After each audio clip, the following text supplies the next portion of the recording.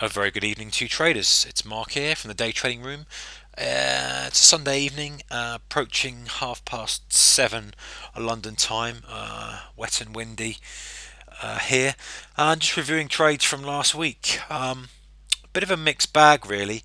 A few mistakes from me, and I'll talk about those in a second and how I dealt with them to stop them doing too much damage or any damage actually. How I position myself, how I've been positioning myself, and just generally my approach to the market at the moment. Now, I find myself taking the continuation trade less and less and less. Um, that's not because I don't like the trade. I do. It's one of my very favourite setups. But for it to work, there has to be extreme volume. There has to be good strength or weakness. We have to have broken through a resistance or a support rather than approaching it. And the time of day has to be right. The ticks have got to be right. And there's a lot of things that have got to fall into place. And to be honest, they're not falling into place that often for the continuation trade. And often, if you see people taking that continuation trade, or should I say, if you just look at the chart and you think, okay, if I took that continuation trade, what would happen? Very often, it's first scales at the most, and then it's turning away. But we can use that to our advantage rather than try and push that trade all the time. We can leave that in the back burner. We can leave that in the wings, and we can say yes, it's a great trade, but we have to be very, very strict with the criteria when we take it. Now, I have found a couple of them in the last hour of the day, so they're worth looking for. 8 o'clock London time, so work that out in your time zone.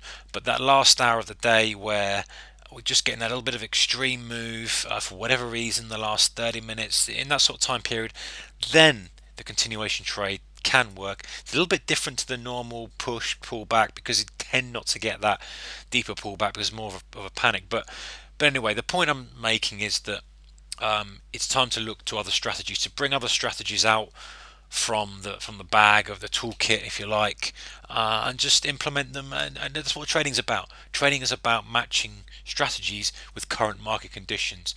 If you were fading moves in August, you'd have been killed. And then similarly, if you start looking for breakouts and that sort of plays when the market is not in that sort of environment, you're going to get killed. So killed's a strong word, but you know what I mean. You're going to get damaged. You're going to hurt your account. It's going to do your confidence no good. And that's what it's about as a trader: adapting, understanding the market rhythms, the market conditions, from not only from day to day, because of course they can vary from day to day. We can have monster trend days, we can have news-driven days, or we can have just rotational, choppy days, holiday-type days. But from week to week, month to month, even year to year. I've been through years where we've had very quiet markets. I've been through years where we've had absolutely rampant markets, and they've been huge volume. So anyway, I'm going on a bit about it, but you hopefully understand the point I'm trying to make is adjusting yourself to suit the market rather than sitting there fighting it. Anyway, so I'm taking more and more counter trend market plays, and really they're either looking for pushes into support or resistance. Now that may be, or key levels is a better way of putting it. And key level for me is yesterday's close, prior day's high, prior day's low, overnight high, overnight low. Today's high, today's low, so looking for that double bottom, double top. And extremes away from the VWAP. So when we get a combined position like that, when we get confluence, we get a move away from the VWAP, away from the sort of mean, if you like, calling the VWAP the mean. Looking for counter trend plays, so looking for fake outs, looking for those one tick highs on the ES, and then looking back at the YM or several tick highs on the YM, looking for it to stall at key levels, try again, then fail with a bit of divergence in the tick. So looking for that sort of play. But now the great thing about that sort of setup is that if you do get on the end of it, you've got to be disciplined enough to think, okay, I must hold some for a decent unwinding, a pullback to the VWAP, even for a stretch away from the VWAP, away from the VWAP in the other direction, because that's the hypothesis, that's the way you want to play it, that's the idea of the trade. The trade is the market's extreme, it's pushed out here, it's a little bit too far, I need to get myself positioned in a counter trend position, of course, managing risk. But if I've taken that risk on, then the trade needs to reward you by coming back to some sort of mean, whatever you use. And for me, that's a VWAP. But anyway, that's the way I'm trading this thing at the moment generally. However, on I forgot what day it was, 30th. On the 30th, we had the monster trend day. It was marked up significantly. Again, more news coming through. Same old thing, very news driven market at the moment, but a lot of it's done pre-market. So anyway, big huge markup. I'm looking to buy. I've talked through these setups again, but I will repeat myself. If I can just get my drawing pen out here. There we go. Right. Okay. We've got a huge gap up, so this is a massive gap up here. I'm looking to buy. Simple as that. But as with everything, day trading, timing is of key importance. So, a couple of hypotheses. Let's say the opening print is here. We get a little tickle down that stalls, maybe a little bit of a flush, but generally it won't. It will stall. Then we'll see strength coming in, and then we can just hop on that strength and look for the high. So that's the first type of trade. It's the first number one hypothesis: drift down, stall, and continue.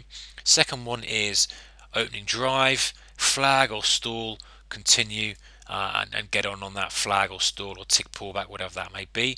And the third one, which doesn't often happen, but I'll talk about it anyway, is just a complete reversal. And that would be looking for the short. But I tell you, you've got to be very, very certain of that, because you're going against the grain. It's got to be a lot of volume in there. It's got to be a lot of buyers basically thinking, hey, well, this isn't what I expected. I can see my profits disappearing before my eyes. And it's the first pullback trade on that one. But generally, I was not really looking for that on a really, really big trend day. I'm just looking to buy, because the likelihood is there's going to be one more push. So I'm looking for that drift down that holds, and I'll buy that, or the drive up, pull back, and I'll buy that. Okay, so waiting for that, that's what I'm looking for. That's how I want to play it.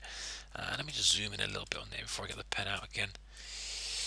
Actually, what I'll do is I'll drag that background as well so we can see what we're talking about. Okay, YM, of course, and this is what's happened. And actually, here we are. So there's the open, good drive up, little bit of a flag pattern. Looking to buy. The ticks are great here. There's no reason to not be buying this. It looked great. Just a consolidation. It's nothing. I wanted to be buying that. Didn't buy it. Okay, don't know why I didn't buy it, but I didn't buy it. I think what I wanted, in fact I know what I wanted. I wanted this sort of move, which is one of my favourites, and it's a little bit less risky. Get the drive up, get the consolidation. I like a tiny little fake break lower, a tiny little one before going. If I could just get that, so if that candle there had just perhaps popped to here, I'd have been all over that. I'd have been all over that, looking for that. And then up into new tick highs. That would be the premise of the trade, and the exit is always going to be new tick highs, or plus 1,000 ticks on that sort of trade. So I missed that, didn't get that trade. So next I'm looking, okay, well, let's have a tick pullback. See if we can get tick pullback to zero. We come a long way from here, and it still looked very, very strong. I still thought there was more meat in the trade. Came up here, pulled back, ticks got to 100. And I don't know why I hesitated. I don't know why I didn't take the trade, because I know that when there's big strength there, you might not get the ticks pulling back to zero. I talk about the ticks pulling back to zero a lot, but you may not get that when it's a very, very strong day or very, very weak. You may only get that 200 to about 200. So for whatever reason, again, I didn't take it. And you know what? At that point, I started to feel something I don't feel very often in my trading: frustration. I started to feel that I'd missed two opportunities, very good opportunities, and I wanted to be long, to get on the end of it, to take the risk off, to take the majority off, and to hold some for a new tick high, which actually happened to be here. Didn't get 1,000 ticks, and okay, we didn't get an explosion. New tick high or 12,000 on the cash. That was the premise of the trade. Two opportunities, both missed. So what happened to me then? Well, at that point, I started looking for more buys, and I took a step back. I took a step back from myself, and I said, okay, I can feel you're really keen to get long here. Now, really keen to get long after missing two longs is a bad place to be. You've made two mistakes in a row, so you're obviously not quite in tune with the market. So let's put that down. So I note that down up. Two mistakes in a row. What happened there? Why did you miss the first one? Oh, I wanted that little dip low. Why did you miss the second one? Well, I wanted it a little bit low. Yeah, but don't realize the strength of the day? You just start running through what went wrong. But yeah, I still felt that I wanted to get in, get back in, get back in. What do I do then? I switch off the platform. You know, I if I can't take stock of the situation, take a few minutes out, regain my thoughts, regain my calmness, get back in the zone, and reassess the market from the position it is now, forgetting about what happened previously, what you have or haven't done. If you can't do that, you need to step away, and that's what I did. I couldn't get myself back into the zone, so I stepped out. I stepped away because I know from previous experience, coming up to 11 years now. Coming up to 11 years in a few months. Wow, it's flying by. Yeah, coming up to 11 years, I know that those are the times, if you're not careful, can catch you out. Trading is a very mental game. You know that it's about discipline. It's about knowing your own strengths and weaknesses. And I started to feel frustration from missing those two trades, and they were great trades, and they would have been fantastic. And most of the time, I can just go fine, don't forget about it. For whatever reason, it just kept bugging me a little bit, and that's a bad time to be trading. So do not trade. Yes, did I miss opportunities? No doubt. Did I miss possible profits? Definitely. Did I save myself from potentially hammering away at the wrong trades, chasing, getting stopped, getting even more frustrated? Now, this is not something that I ever do, but I have to be aware that it's still possible. At the end of the day, people say some traders pretend that they can trade without emotion. It's impossible. It gets easier to trade. It gets easier to control emotion. It gets easier as you get exposed to different emotions, different markets. You tend to become a little bit more numb to things and shrug your shoulders a bit and move on. But at the end of the day, we're all human traders, and there's always going to be something that potentially triggers an emotional response in us. So you've got to have your finger on the pulse with that. You've got to be prepared. And if whatever your weakness, it may not even be a weakness, whatever, my rule is this: simple rule is, if I feel my trading decisions are based on any emotional influence, fear, greed, frustration, anger, sadness, any of those negative emotional influences, and I walk away. If I can't step back and look at it objectively and get rid of them, then I walk away, because you cannot judge. And this is a proven fact, by the way. Brett Steenbarger, great training psychologist, on his blog, he did some research, or found some research, that when humans are in an emotional state, they make decisions differently, especially decisions that are based upon risk. So it's a scientific fact, when you're in an emotional state, that your decision making process is clouded. And so why would you want to trade? Why would you want to undo all that experience that you have as a trader, whether that's a few months, several years, several decades, or whatever that may be? You're basically putting that to one side and making decisions from an emotional state if you're feeling emotions. So anyway, enough of that. I walked away from the screen. It's one of those things, and I wanted to talk about it, because I wanted to show other traders that, hey, we're all human, we all make mistakes, but it's how you deal with the mistakes, how you deal with the emotions that you get as a trader, that determines, whether you're going to do damage to your account, or whether you're going to walk away and end up forgetting that day next week, because that'll be forgotten. Whereas if you do significant damage, you'll find it hard to forget. So let's talk about the next day. Next day was a good day for me, which was which was good. It's almost like you've been rewarded. The market rewards you for having a good discipline, for being in tune, for not panicking, for just relaxing, moving, calming down. At the end of the day, it becomes meaningless. At the end of that day, I thought, okay, I missed those trades. Let's forget about it. What I'm looking for tomorrow. Okay, we closed up. We're closed strong. We're closed firm. If we open down and it's not too much of a gap fill, got to be a high probability setup. That got to be looking to buy that near to the open as possible for that gap fill, as long as the gap's not too much and as long as we did close on the highs. So we did. We're closing the highs. I'm all up for that gap fill. Taking it, I think it might have been the second bar actually, just to get that tape read. First bar's a bit noisy. Second bar took it, and then we're all off of the gap. Little scout, just to get things rolling, get the blood pumping, and get it rolling with the trades. And then after that, I couldn't really find a setup. If I'm honest, there wasn't really anything about. I'm still thinking. I'm still looking at it through bullish eyes. I'm still saying okay. Uh, I think obviously because we closed on the highs, because I haven't given back much, any pullback to prior day resistance or support has got to be worth a shot. So this is what I saw and this is what I took. This was the last trade, and I'll very quickly talk about this. I'll just take this background dragging off because it does annoy me. Yeah, this is what I saw. This is how I traded it. Any stretching away from the VWAP on low ticks. Got a low tick reading here, but we're still within the range. We're still within the range, so I'm not that interested. This was better. This was much better. Nice low tick reading here. We got minus 1,000 on the ticks. Nice stretch away from the VWAP. Plus, it wasn't that much lower than that low, if you see what I mean. So for me, it's worth a shot. It's around that sort of midday, not quite, but it's around that sort of lunchtime period. Stretched away from the VWAP. Had a quick glance over to the prior day, and yeah, sure enough, there we are. We've got a cluster of resistance there. So good place to have a go at it. Good place to have a go. Entry was good because I bought on that 1,000 tick. Entry was good, so I got first scale off as we popped up, and then I was looking to hold it. The idea, again, as I talked about at the beginning of this video, is if you're on the end of a trade which you believe is going to revert to the mean at the end of the day, that's what it is. It's a mean reversion strategy. Double bottoms, double tops, low tick readings, playing off prior day support, excursion from VWAP, that sort of thing.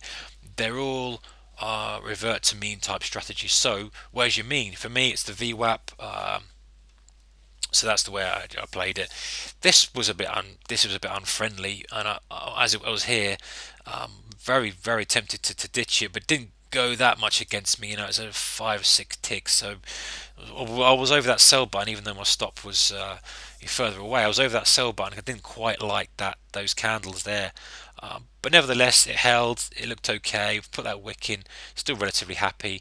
Pushed up, and then really the bar or the candle that gave me the confidence that I'd probably get my final exit, which was the VWAP, was this here, because the ticks just then broke out and then started to be more comfortable in the upper section, upper half there, and then I got my VWAP. Confession to make, hand up here. I should have had an order in ready, but I didn't have an order in, and it didn't do any harm. But I just want to be honest here and say it was about 3 minutes after we almost tagged that VWAP, that I actually ended up closing it out, and that's just poor, That's just poor. Should have had an order in instead. I was looking at other bits and pieces, and then I looked over on it, and the VWAP was there, and took the trade out. A little bit slack, but it was a small position, and possibly why I wasn't over it, watching it like a hawk. But anyway, nice little trade, and that was it for me for the day. This was a good little setup. Those of you who got on this, I know some of you did. Great. Little probe lower. Ticks weren't interested at all. Even if you wanted to wait just to confirm and then take that little flag there, you were rewarded quite nicely. But anyway, yeah, that's it. That's all I've got for you. Just talking about the most interesting days, and really just wanted to talk about emotional state, when to quit, when to walk away. Walking away for a day, for half a day, whatever, for an hour, it is not quitting as in as a bad thing. It's just taking time out and just letting your mind reset and just being refocused. And the point I wanted to make also was that it happens to everyone. Happens to all traders, no matter how little or long they've been in the game. It happens less and less as your career grows and as the longer you're trading. But it's still got to be aware of it, nevertheless. You've still got to be aware of it. So, yeah, take care, guys. As always, please manage the risk. Whatever your trading strategy, understand, obviously, very risky. day trading is very, very risky. But if you're using risk management techniques, then you can reduce that risk. And the one thing as well actually is just being aware of your emotions. If you're getting stopped out, walk away. If you feel like you're missing stuff, walk away. If you feel like you can't see a trade and you get frustrated, walk away. If you've 3 or 4 great trades and you've got a lovely P&L, walk away. And you feel uncomfortable and you feel like you're invincible, you're getting overconfident, walk away. I've talked about that before. Times when I've made loads of great trades in a row, and then I've stepped back and just had a big smile and thought, yeah, what a great day, this is a week's worth of P&L and on a Monday morning, fantastic.